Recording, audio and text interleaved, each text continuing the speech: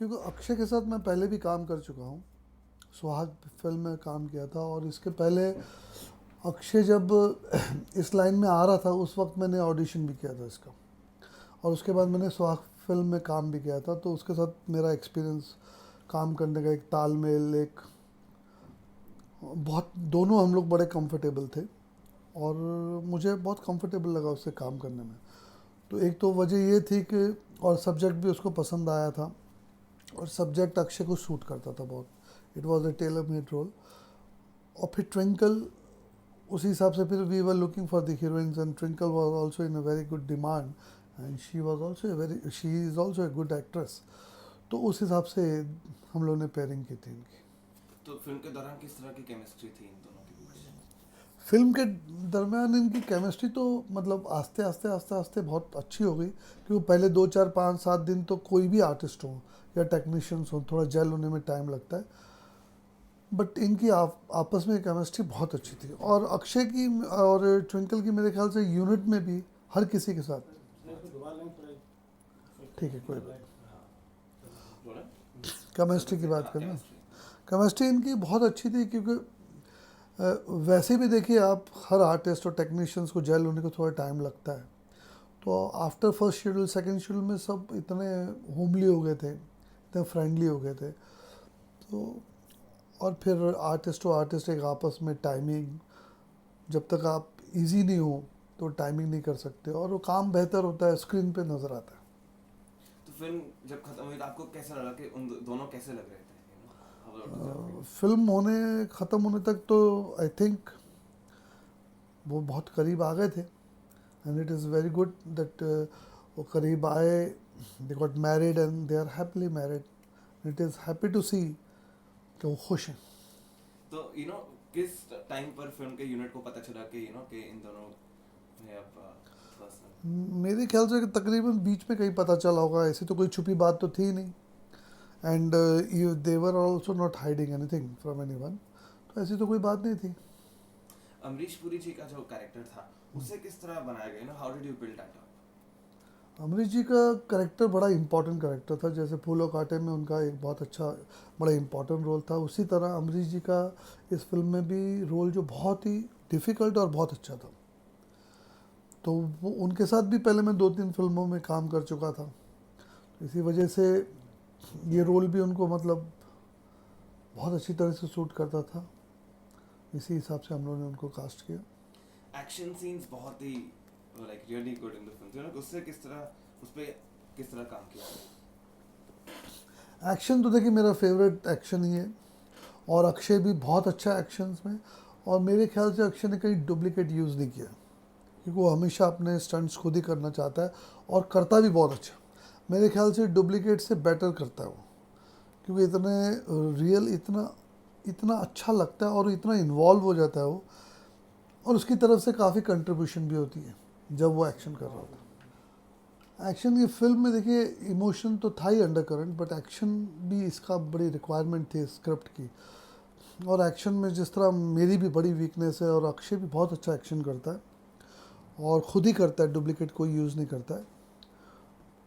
और एक्शन में हम लोग ने एक्शन सिर्फ और एक्शन से एक नहीं किया था, स्क्रीन प्ले के अंदर जेल करने की कोशिश की थी, इसीलिए उसका एक्शन थोड़ा सा ज़रा एक हटके, एक बहुत अच्छा रियल, मतलब हम लोग ने जो शॉट्स भी लिए थे वो पब्लिक के अंदर लिए थे, का अचानक ही हम लोग ने एक करेक्टर को छोड़ दिया, उसके पीछे अमरीश पुरी गाड़ी लेके जा रहे हैं, तो ऑल ऑफ सडन पब्लिक के अंदर एक क्योस समझ गया कि क्या ये अमरीश पुरी किसके पीछे जा रहा है, वाकई कोई उसका जेब मार के या कोई शरारत करके भाग रहा है। तो इस तरह के रिएक्शंस मिले।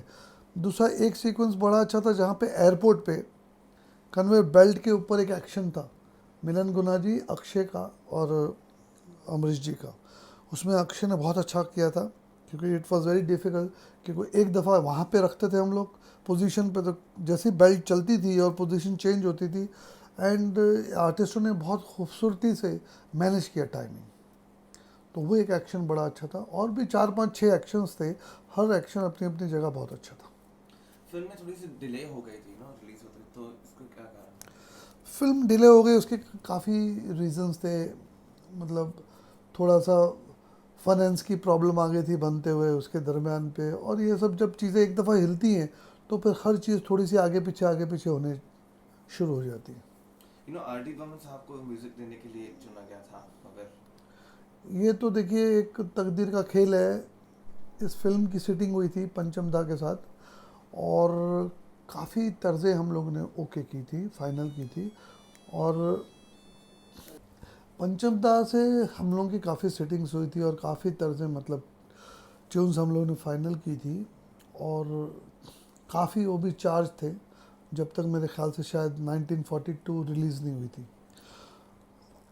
एंड वो पूरा डिपेंड, वो एक डिप्रेशन का पीरियड जा रहा था उनका, और उसी दरमियान में जब हम मेरी सिटिंग हुई उनके साथ, क्योंकि मैं अर्लियर जब असिस्टेंट था तब भी मैं काम कर चुका था जब मैं आरके में असिस्टेंट था, तो आरके की फ़िल्म के लिए हम लोग असिस्टेंट्स भी आते थे सिटिंग में, तो इस वजह से हमारी बहुत अच्छी उनके साथ एक रैपो बोल लो, क्योंकि लेट इवनिंग्स में भी some time we use to get together, तो काफ़ी अच्छा था relations, and I was very easy for the sittings with him. और वो भी बहुत प्यार करते थे, और उन्होंने एक कुछ तर्जें मेरे लिए बना के रखी थी जो इस फिल्म के लिए मतलब हाईलाइट हो सकती थी। बट बदकिस्मती समझ लीजिए कि मैं यहाँ से ऊटी गया शूटिंग के लिए, और नेक्स्ट डे मुझे न्यूज़ मिली कि पंचम दा की डेथ होगी, तो वो गाने वो तर्जें हमको मिल नहीं पाए। It was our loss and bad luck. जुल्मी फिल्म, आप क्या कहना चाहेंगे, सबसे खास बात क्या थी इस फिल्म में? सबसे ख़ास बात तो उसकी स्टोरी के टर्न एंड ट्विस्ट थे, और एक्शन किस तरह से जेल हुआ था उसमें। इट वॉज नॉट मतलब एक्शन करने की वजह से एक्शन कर रहे हैं ऐसा नहीं था, कि वो एक पार्ट ऑफ स्टोरी था, तो वो अच्छी बात थी। पर पिक्चर डिले होने से जो एक्सपेक्टेशन थी वैसे नहीं हुआ। आप इस फिल्म में एक आइस फैक्ट्री का भी सीन है, हाँ जी। तो उससे किस तरह से फिल्माया गया, क्या how was the whole experience? Ice factory का सीन करने में बड़ा मज़ा आया था, and it was difficult also, क्योंकि अक्षय ने real kick and real blow आपने देखा होगा उस फिल्म में, वो उसने रियली मारे थे। हालांकि बर्फ़ पे भी मारना, आपको हाथ पे चोट आती है, पैरों पे चोट आती है, एंड प्लस आपका गिरना और वहाँ पे लिपटना आपस में, काफ़ी देर तक आपको बर्फ़ की लादी के ऊपर रहना पड़ता है, तो वो एक्सपीरियंस भी था और मज़ा भी था, मज़े के साथ साथ इरिटेशन भी थी। एक सीन था जहाँ पर काफी गाड़ियों को एक साथ उड़ा दिया गया था, हाँ जी। उसके बारे में बताइए, वो किस तरह? वो एक्शन में एक हाईलाइट चीज़ ये थी कि अक्षय ने स्केट्स के ऊपर खुद वो शॉट्स दिए थे, और चलते ट्रक के नीचे से, बड़े ट्रक की बॉडी के नीचे से वो स्केट्स के ऊपर ऑपोजिट एंगल से आता है और बैंड होता है और नीचे से निकल जाता है।